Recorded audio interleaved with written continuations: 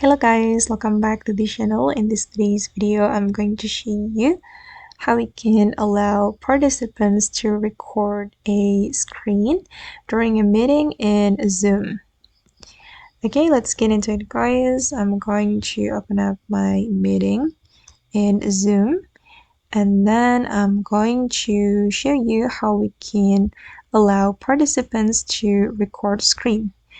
First of all, you can go to the host tools. Okay, and here you just need to click on this option. You can add check mark to this list. Okay, so you will allow the participants to record this Zoom meeting to their computer. Okay, that's so easy, right? Okay guys, and that's all the way to allow participants to record screen during a meeting in Zoom. I hope this video will be useful for you. Thank you so much for watching and see you in the next video guys.